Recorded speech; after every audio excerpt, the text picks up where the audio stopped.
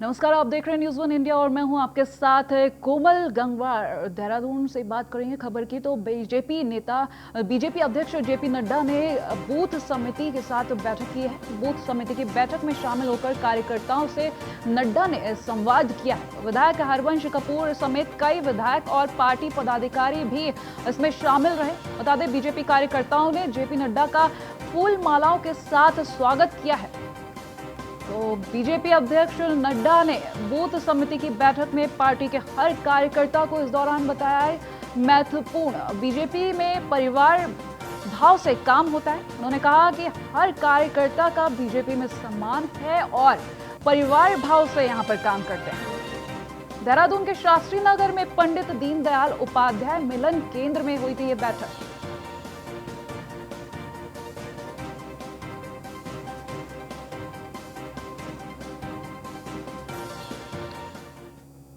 देहरादून में बीजेपी अध्यक्ष, प्रदेश अध्यक्ष, जिलाध्यक्ष, मंडल अध्यक्ष और बूथ अध्यक्ष एक साथ दिखे। बूथ समिति की बैठक की महिला बूथ अध्यक्ष ने अध्यक्षता की, जहां बीजेपी अध्यक्ष जेपी नड्डा ने बूथ समिति की बैठक के बाद वर्चुअल कॉन्फ्रेंस भी की है।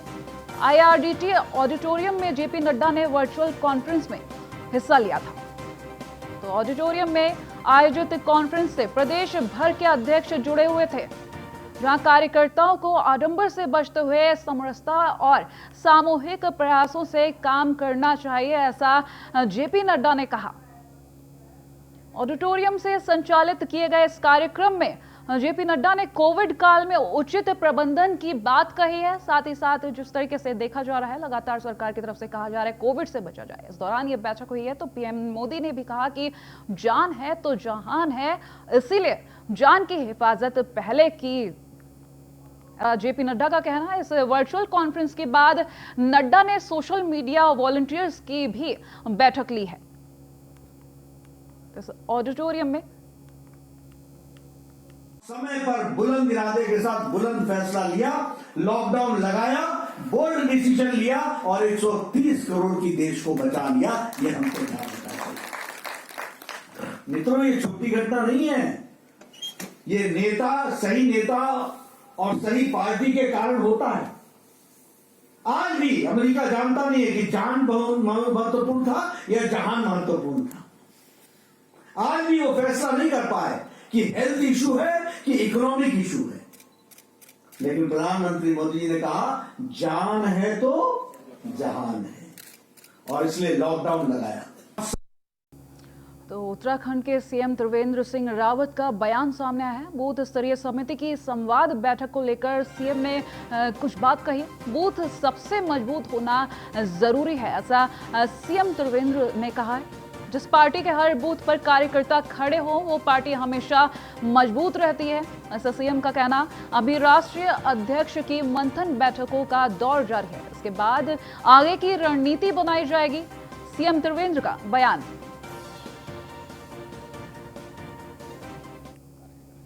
कल का दिन और है, यानी हम आज ये कह सकते हैं कि आज और कल 2 दिन अभी और ये मंथन चलेगा। सीएम साहब, उससे भविष्य की रणनीति बनाई जाएगी। सीएम साहब, कि बूथ से लेकर, क्योंकि बूथ मजबूत हो, जिस पार्टी के हर बूथ पर कार्यकर्ता खड़े हों वो पार्टी हमेशा मजबूत रहती है। कल तक चलता रहेगा। अभी कल का दिन और है, यानी हम आज ये कह सकते हैं कि आज कोविड के कारण कार्यों में थोड़ा विलम्ब हुआ है। टारगेट ये था कि नवंबर लास्ट तक सारे कार्य संपन्न हो जाएं, लेकिन कोविड के कारण कार्य कुछ विलम्ब हुए हैं। लेकिन फिर भी कुंभ से पूर्व सारे कार्य हमारे संपन्न हो जाएंगे, चाहे पेयजल से संबंधित हों, बिजली से संबंधित हों, सड़कों से संबंधित हों, घाटों से संबंधित हों और शहर की सज्जा से संबंधित हों। तमाम जो भी काम होने हैं वो कुंभ से पूर्व और कुंभ की तैयारी से तैयार हो जाएंगे। तो इसी पर बातचीत के लिए हमारे साथ रेजिडेंट एडिटर फाइम तन्हा जुड़ चुके हैं। फाइम जी, आपसे जानेंगे जिस तरीके से सीएम त्रिवेंद्र बात कह रहे हैं, बूथ की जो मजबूती है, किस तरीके से आप इसको डिटेल में बताना चाहेंगे?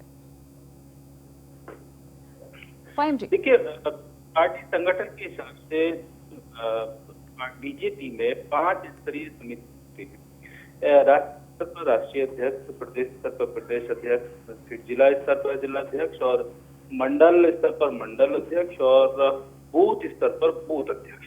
ये 5 समिति के तौर पर पूरा बीजेपी संगठन का एक ढांचा खड़ा हुआ है।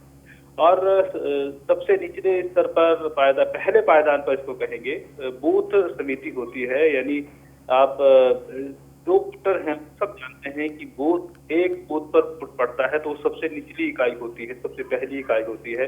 बीजेपी संगठन ने इसी इकाई पर सबसे ज्यादा जोर देकर काम किया है और बूथ का ये मानना कि एक बूथ में जीत मिलती है तो फिर पार्टी की जीत समग्र रूप में सुनिश्चित हो जाती है। तो इसीलिए मेरा बूथ सबसे मजबूत ये कैंपेन चलाया था बीजेपी ने और उसी के तहत इस बैठक में भी यही जो है संदेश दिया गया है कि अगर बूथ जीत लिया तो फिर समझिए कि चुनाव जीत लिया और बूथ मजबूत होना चाहिए। यही मुख्यमंत्री त्रिवेंद्र सिंह रावत ने भी बात कही, यही जेपी नड्डा ने भी बात कही है इस समिति की बैठक में। जी, जिस तरीके से बूथ की मजबूती को लेकर बात की जा रही है, सबसे ज्यादा बूथ मजबूत होना चाहिए, ऐसा सीएम त्रिवेंद्र का कहना है। यहाँ पर साफ देखा जा सकता है 2022 के इलेक्शंस को लेकर जो तैयारी है वो काफी तेजी से है। तो क्या लगता है आपको, इसका क्या असर देखने को मिलेगा? देखिए, बिल्कुल 2022 के चुनाव को ध्यान में रखते हुए तैयारी की जा रही है, रणनीति बनाई जा रही है, इसमें कहीं कोई दो राय नहीं है। क्योंकि जब पार्टी संगठन की तैयारियां होती हैं तो वो चुनाव के मद्देनजर होती हैं, क्योंकि एक बड़ा लक्ष्य चुनाव को जीतना भी होता है राजनीतिक दल का और उसी लक्ष्य के तहत ये की जा रही है।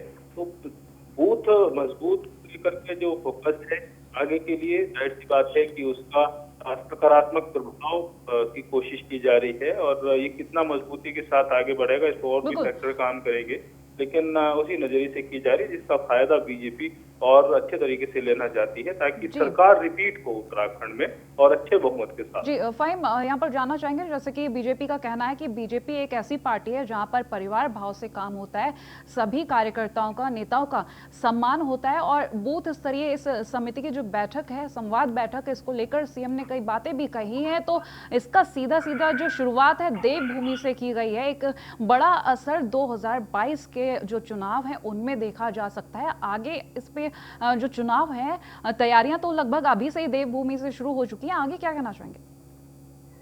देखिए, ये जो मुख्य आकर्षण अगर इन बैठकों का कहें और इस दौरे का कहें तो एक मुख्य आकर्षण ये था जो अभी हमने जैसे समितियों की बात की है, 5 स्तरीय समिति संगठन की, राष्ट्रीय से लेकर के बूथ तक, तो ये आज मुख्य आकर्षण था। एक ऐतिहासिक पल इस बात को कह सकते हैं कि संगठन में किसी राजनीतिक दल में ऐसा नहीं हुआ है कि सभी स्तर के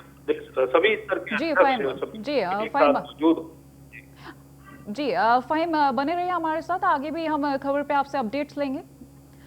तो देहरादून में कुंभ आयोजन पर प्रदेश के सीएम त्रिवेंद्र सिंह रावत का बयान सामने आया है, जहां कुंभ आयोजन से पहले कार्य पूरे कर लिए जाएंगे, ऐसा सीएम त्रिवेंद्र सिंह रावत ने कहा है। अगले साल हरिद्वार में महाकुंभ 2022 का आयोजन होना है, लेकिन महाकुंभ की तैयारी के निर्माण कार्य अभी तक माफ कीजिएगा 2021 तरीके से सीएम त्रिवेंद्र सिंह रावत की हम बात कर रहे हैं। तो अगले साल हरिद्वार में महाकुंभ 2021 का आयोजन होना है, लेकिन महाकुंभ की तैयारी निर्माण कार्य अभी तक पूरे नहीं हुए।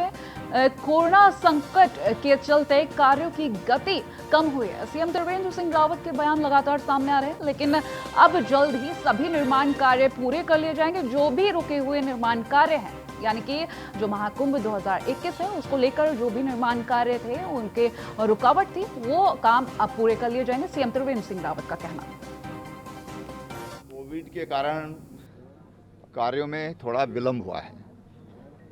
टारगेट ये था कि नवंबर लास्ट तक सारे कार्य संपन्न हो जाएं, लेकिन कोविड के कारण कार्य कुछ विलंब हुए हैं।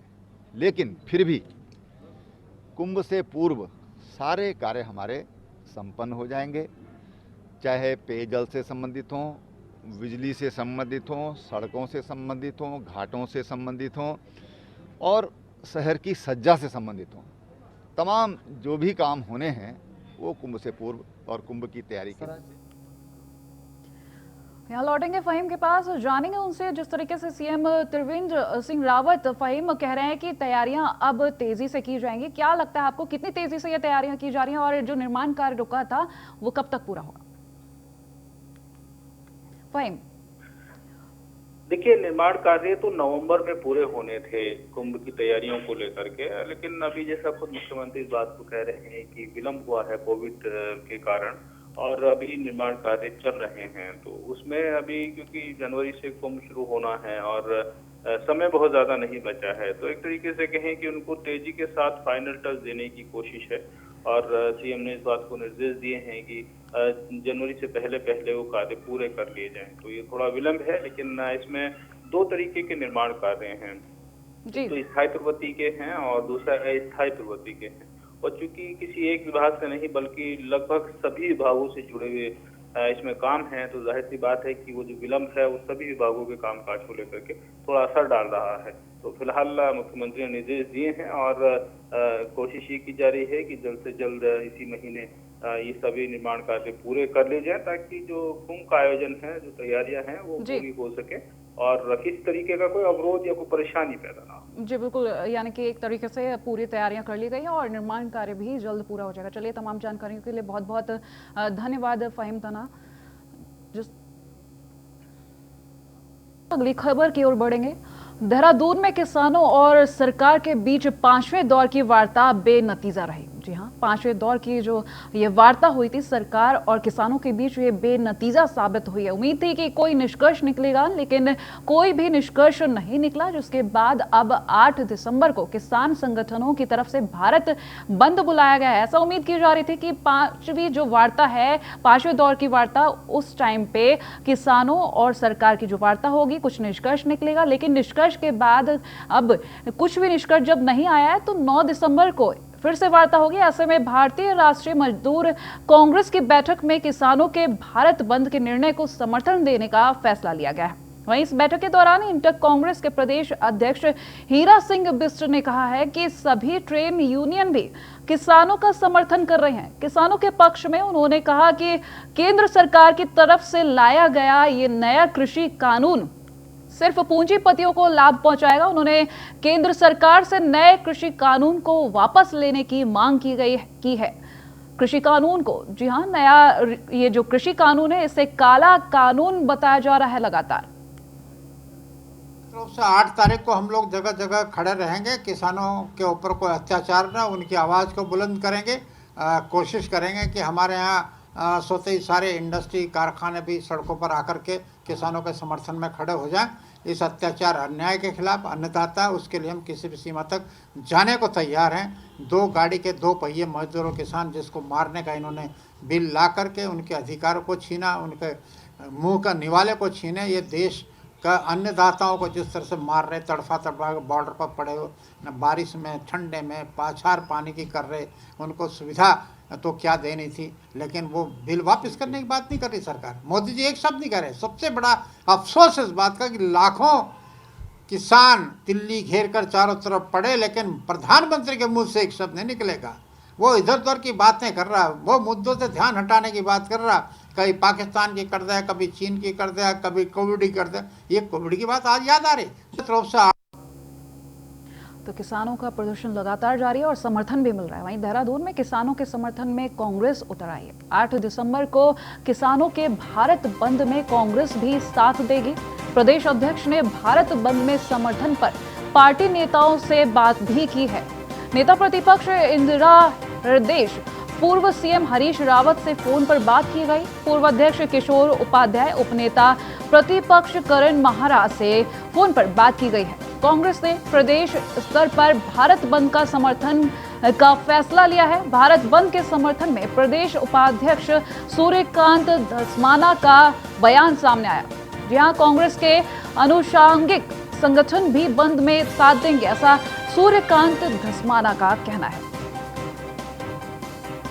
और बातचीत करने के बाद सर्वसम्मति से हमने प्रदेश कांग्रेस कमेटी की तरफ से एक प्रस्ताव पारित किया है केंद्र सरकार से मांग करते हुए कि तत्काल संसद का एक विशेष सत्र बुलाया जाए तीनों किसान विरोधी जो कानून है उनको वापस लिया जाए और साथ ही ये फैसला भी किया है कि 8 दिसंबर को जो राष्ट्रव्यापी बंद है उसमें उत्तराखंड प्रदेश कांग्रेस कमेटी सक्रिय रूप से प्रदेश अध्यक्ष प्रीतम सिंह जी ने सारे जिलों को निर्देशित कर दिया है, सारे अनुषांगिक संगठनों को, प्रकोष्ठों को ये निर्देशित कर दिया है कि कोटद्वार में युवा कांग्रेस की तरफ से प्रदेश सरकार पर छलावा करने का आरोप लगाया गया है। युवा कांग्रेस का कहना है कि बेरोजगार युवाओं के साथ प्रदेश सरकार ने नौकरी देने के नाम पर छल किया है। बता दें कि उत्तराखंड कांग्रेस के युवा प्रदेश अध्यक्ष सुमित्र भुल्लर ने कोटद्वार में पत्रकारों से बातचीत करते हुए कहा कि रोजगार देने के नाम पर युवाओं के साथ छल किया जा रहा है। आरोप लगाया है कि रोजगार देने के नाम पर सरकार लगातार झूठे बयान देकर युवाओं को भ्रमित कर रही है, जिससे प्रदेश का युवा धोखा खा रहा है। वहीं उन्होंने 2022 के विधानसभा चुनाव में सबसे ज्यादा युवाओं को मौका देने की बात भी कही है।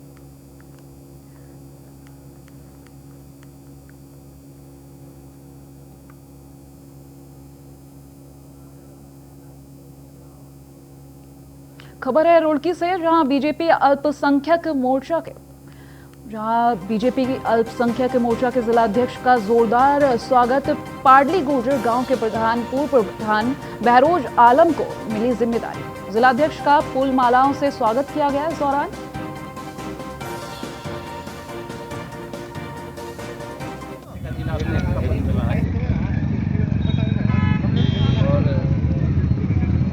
अल्पसंख्यक मोर्चे के जो पदाधिकारी हैं मैं उनका धन्यवाद करता हूं और जिला अध्यक्ष के पद को बखूबी निभाने की कोशिश। मेरी कोशिश होगी कि अल्पसंख्यक समाज को इनका हक दिलाया जाए।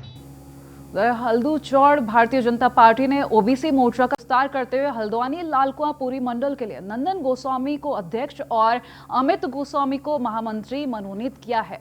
बच्चीपुर मोल्टा हल्दू निवासी नंदन गोस्वामी और हल्दू चौड़ निवासी अमित गोस्वामी ने इस दौरान पार्टी शीर्ष नेताओं का आभार व्यक्त करते हुए कहा कि वो पार्टी द्वारा जो भी जिम्मेदारी दी गई है उसका बखूबी जो है निर्वहन करेंगे, उस पर खरा उतरेंगे। इस दौरान हमारी बीजेपी पार्टी ने मुझे जो है मंडल अध्यक्ष, पूर्वी मंडल अध्यक्ष हल्द्वानी ओबीसी मोर्चा का अध्यक्ष बनाया हुआ है। उसके लिए मैं उनका बहुत आभारी, जो उन्होंने मुझ पर विश्वास जताया हुआ है। और आने वाले समय में जितना भी मुझसे होगा हमारी पार्टी के लिए मैं संपूर्ण दिन रात मेहनत करूंगा, ताकि जो आने वाले चुनाव हैं 2022 में अपनी पार्टी के लिए रात दिन एक करके जिताने की कोशिश करेंगे। और अपने वर्ग के जो भी हमारे ओबीसी वर्ग की आने वाली जो भी समस्याएं हैं उनके प्रति लोगों से पूछ के जो भी हमसे सहायता होगी मैं आगे सरकार तक ले जाके उनका सहायता करूंगा। मुझे भाजपा से महामंत्री का पद दिया गया है। जो हमारी ओबीसी पीढ़ी है, मैं उनकी हर तरीके से मदद करूंगा, सहायता करूंगा और मैं संग साथ खड़ा रहूंगा और जितना हो सके, जितना बन सके उनकी सहायता करूंगा। उधर काशीपुर में आंगनबाड़ी पोषाहार में कीड़े निकलने पर हंगामा हो गया। नौनिहालों और गर्भवती महिलाओं ने जमकर इस दौरान हंगामा किया। सीडीपीओ ने दिए गए मामले की जांच के निर्देश भी दे दिए हैं। साथ ही साथ कुंडा थाना क्षेत्र के आंगनबाड़ी का मामला बताया जा रहा है। तो आंगनबाड़ी के पोषाहार में कीड़े मिलने से मचा हंगामा। आके देख रही हूँ, लेकिन कल नहीं पहुँच पाई। आज ही देख रही हूँ। ये अभी क्या क्या पाया गया आपके द्वारा यहाँ मौके पर? वैसे और सामान तो ठीक ही लग रहा है। ये जो शिकायत ये महिलाओं की है कि इसमें सड़ा हुआ है, गुना हुआ है, ये आप क्या देख रहे हो? सड़ा हुआ देख रहे हो या कैसे देख रहे हो? आप क्या देख रहे हैं? मैंने तो ये सामान और सामान तो ठीक ही दिख रहे हैं इसमें। यहाँ पर महिलाओं की शिकायत है कि कार्ड लेकर वो घूम रही है, उनको पूरा सामान ही नहीं दिया जा रहा है वोट कराई का। ये तो सारा सामान इसके अंदर रख जाते हैं, लेकिन ये ताला पड़ा है। हमारा नाम वीरबाला चौधरी है सर। अच्छा, कौन से क्षेत्र का मामला है? ये वैसे तो जसपुरा, लेकिन लालपुर कॉलोनी है, सुल्तानगढ़ फार्म। अच्छा, क्या दिक्कत है आप लोगों को? ये सामान हर बार जब भी देती, जब सड़ा हुआ सामान देती है। क्या सामान देती है? ये महिला जो प्रेग्नेंट है, लेडीज, 2 बहुएं प्रेग्नेंट है मेरी, दोनों का सामान ले। पिछली बार भी ऐसा ही था। ये आंगनबाड़ी है, बिमला नाम है इनका। अच्छा। बिमला नहीं, पूनम। अच्छा। पूनम नाम है इनका। और इनसे कही आकर मगर नंबर दो, जो साम वापस दिखाया है तो उल्टी हमसे लड़नी है ये। आप देख लीजिए, सड़ा पड़ा सारा सामान, सारी में बिल्कुल, गुड़ में भी उसमें बेकार है, और जो बड़ी नहीं है बढ़िया उसमें भी फुई लगी पड़ी है काली बिल्कुल। ये बढ़िया ऐसी होती है क्या? चने बिल्कुल आटा हो रखा, भुने हुए सारे में। वहीं उत्तराखंड में आज साप्ताहिक बंदी, राज्य में रेस्टोरेंट पर रहेगा प्रतिबंध, सैलून और मिठाई की दुकानें खुल जाएंगी। नियमों के उल्लंघन करने पर कार्रवाई की चेतावनी भी दी गई है। नगर निकायों को सैनिटाइजेशन कराने के निर्देश दिए गए हैं। तो उत्तराखंड में साप्ताहिक बंदी के दौरान ये सैनिटाइजेशन।